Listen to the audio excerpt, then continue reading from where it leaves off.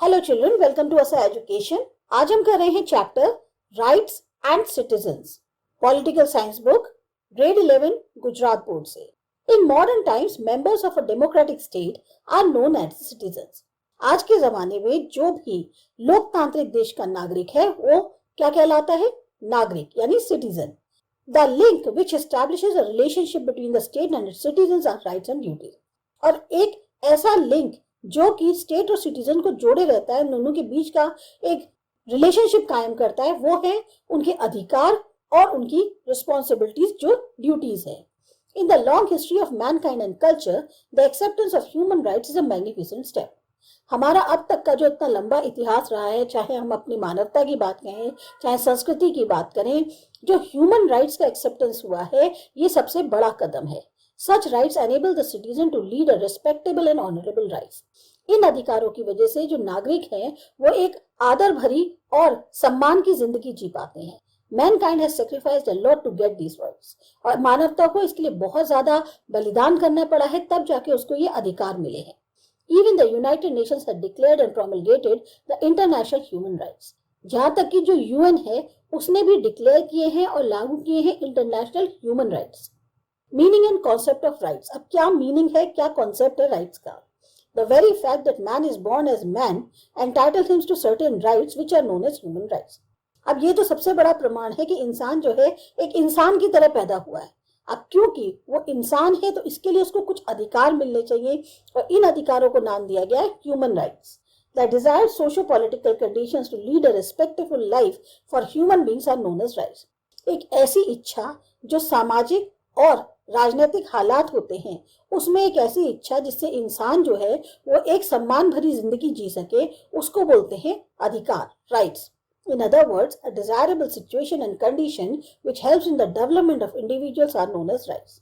दूसरे शब्दों में कहा जाए तो एक ऐसी हमारी इच्छा अनुसार हालात हो, कंडीशंस हो, जहां पर इंडिविजुअल का प्रॉपर विकास हो सके, उसे हम अधिकार कहते हैं। Not merely that, human rights are necessary for society which are made up of individuals. Human rights जो है वो इसलिए भी जरूरी है समाज के लिए क्योंकि हम जो हमारा समाज है वो इन्हीं इंडिविजुअल्स का एक समूह है, इसी से ही तो बना हुआ है। Professor Harold Lasky has rightly defined rights as those conditions of social life without which no man can develop himself in general to be himself at his best. Professor Harold Laski जो है उनके अनुसार जो rights हैं वो conditions हैं हमारी सामाजिक जिंदगी की, बिना उसके जो है इंसान डेवलप अपने आप को नहीं कर सकता। कहने को अपना जो उसका बेस्ट है वो उन अधिकारों के बगैर नहीं दिखा सकता। All societies and civilizations have developed the principles for human rights as per their convenience and in appropriate manner as per the prevailing social economic conditions of the society. जितने भी समाज हैं, जितनी भी सभ्यताएं हैं, उन्होंने जो ह्यूमन राइट्स का प्रिंसिपल था वो अपनी कन्वीनियंस के हिसाब से, अपनी सुविधा के हिसाब से डेवलप किया था और सही तरीके से, जैसा कि उस समय के सोशो इकोनॉमिक कंडीशन सोसाइटी की रही होंगी। Human rights is a recognition of basic individual dignity and worth and these are as old as human civilization. Human rights का मतलब क्या हुआ कि इंडिविजुअल जो है उसका एक तरह से मूलभूत पहचान जो है उन्हीं अधिकारों की वजह से ही है, उसके काम की वजह से है। और ये जो ह्यूमन राइट्स हैं ये उतनी ही पुरानी है जितनी हमारी मानव सभ्यता है। On December 10, 1948, the General Assembly of United Nations gave its consent to Universal Declaration of Human Rights, which include almost all those rights which are today accepted as fundamental rights. 10 दिसंबर 1948 को जो जनरल असेंबली हुई United Nations की, उसने जो है उसमें सहमति दी universal declaration of human rights की, जिसमें हर वो अधिकार शामिल है जिनको आज हम फंडामेंटल राइट्स के तौर पे एक्सेप्ट करते हैं। World wide this day of declaration is celebrated as human rights day. तो पूरी दुनिया में जो है इस दिन को ह्यूमन राइट्स डे के तौर पे मनाया जाता है। Rights are those claims of the society and state which are accepted both and their protection is guaranteed. अधिकार क्या है? एक ऐसा क्लेम है समाज पर और राज्य पे जो कि एक्सेप्ट किया जाता है दोनों के द्वारा और दोनों ही द्वारा इसका प्रोटेक्शन जो है वो करना जरूरी है। Any such demand or desire by individual which is not accepted by society or state and there is no guarantee for protection of such rights are not considered as rights in terms of political science.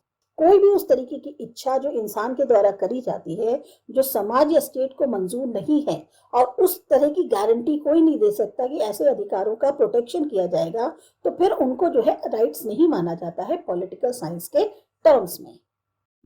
Importance of rights. Universal Declaration of Human Rights on 10 December 1948 was a pioneer declaration of rights at global level. ये जो universal declaration of human rights हुआ है 10 दिसंबर 1948 को, ये एक तरह से बहुत ही टॉप क्लास डिक्लेरेशन हुआ राइट्स का ग्लोबल लेवल पे। However, this Universal Declaration of Human Rights is not a binding document. ये ऐसा कोई एक डॉक्यूमेंट नहीं है जिसको कहा जाए कि ये एक डॉक्यूमेंट जो है वो बनाया गया है। To provide legal protection to this human rights declaration in meeting which was held on 16 December 1966 at United Nations. ये जो है एक जो हमारे मानव अधिकार हैं उनको एक लीगल प्रोटेक्शन मिल सके, वो चीज जो है मीटिंग में कही गई, और इस मीटिंग को किया गया था 16 दिसंबर 1966 में यूनाइटेड नेशंस में। It accepted 2 international charters which were signed by all member states. इसमें 2 इंटरनेशनल चार्टर्स हैं जिनको की साइन किया गया था सारे मेंबर स्टेट्स द्वारा। These declarations made member states morally binded to the protection of human rights. ये जो डिक्लेरेशंस हैं इनकी वजह से अब जो मेंबर स्टेट्स हैं वो बाउंड हैं नैतिक तौर पे कि वो ह्यूमन राइट्स का प्रोटेक्शन करेंगे। In these declarations, certain rights like status of displaced people, bonded system, discrimination against women and protection of citizens' rights are included. अब ये जो डिक्लेरेशंस हैं इसमें कुछ तरीके के अधिकार हैं, जैसे जो लोग इधर उधर बेदखल हो जाते हैं, इधर मतलब बिखर जाते हैं, उनके स्टेटस के बारे में, बॉन्डेड सिस्टम यानी बंधुआई मजदूर जो होते हैं, गुलामी जो होती है उनके सिस्टम के बारे में, विमेन के साथ भेदभाव के बारे में, या फिर जो सिटीजन के अधिकार हैं उनके प्रोटेक्शन के बारे में जो है इसमें राइट्स को इंक्लूड किया गया है। India has signed these charters from the beginning, और इंडिया ने इन चार्टर्स को शुरू से इस पे साइन किया है। India has incorporated all these rights in our constitution, which are known as fundamental rights, and the judiciary is empowered to protect such rights. India ने इन सारी राइट्स को अपने संविधान में शामिल किया है, जिनको कि हम कहते हैं फंडामेंटल राइट्स, और जुडिशरी के पास इतनी ताकत है कि वो जो है इन राइट्स को प्रोटेक्ट कर सके। In many states at levels human right commission are constituted. कई स्टेट्स में स्टेट लेवल्स पे ह्यूमन राइट कमीशन भी उनका गठन किया गया है। Many non-government organizations are also working toward this mission. बहुत सारी ऐसे NGOs भी हैं जो इस मिशन के प्रति काम कर रहे हैं। Group rights. Generally rights are given to individuals. कहने को जो अधिकार हैं वो इंडिविजुअल को दिए गए हैं। Apart from that many special groups are given certain rights. पर इसके अलावा कुछ खास ग्रुप्स भी हैं जिनको कुछ खास अधिकार दिए गए हैं। The United Nations has also provided such rights to people belonging to special groups by passing resolutions. अब ये जो यूनाइटेड नेशंस है इसने भी जो है कुछ अधिकार उन लोगों को दिए जो खास ग्रुप्स को बिलोंग करते हैं रेजोल्यूशन पास करके। In India, such rights are given by the Constitution, law and various judicial judgments for women, children, prisoners and refugees etc. India में भी इस तरीके के अधिकार जो हैं वो कॉन्स्टिट्यूशन, लॉ और बहुत सारे जुडिशियल जजमेंट्स जो हैं वो विमेन, चिल्ड्रन, प्रिजनर्स और रेफ्यूजीज के लिए दिए गए हैं। इंडिया में भी इस तरह के अधिकार जो हैं संविधान द्वारा दिए गए हैं, कानून बनाए गए हैं, बहुत सारे ऐसे जुडिशियल जजमेंट्स जो हैं वो विमेन, चिल्ड्रन, प्रिजनर्स और रिफ्यूजीज के लिए जो हैं वो भी दिए गए हैं। Such rights are known as group rights. इन राइट्स को जो है ग्रुप राइट्स कहते हैं। These rights are as follows. अब कौन कौन सी वो राइट्स हैं उनको देखते हैं। A pregnant women can not be hand to death, but this can be converted into life time imprisonment. एक प्रेग्नेंट वुमेन को फांसी की सजा नहीं हो सकती, उसकी जो सजा है उसको उम्र कैद में बदला जा सकता है।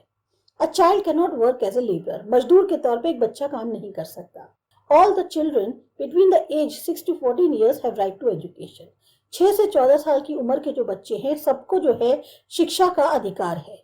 माइनॉरिटीज बाय रिलीजन, लैंग्वेज और by caste have the right to protect their cultural and religious life.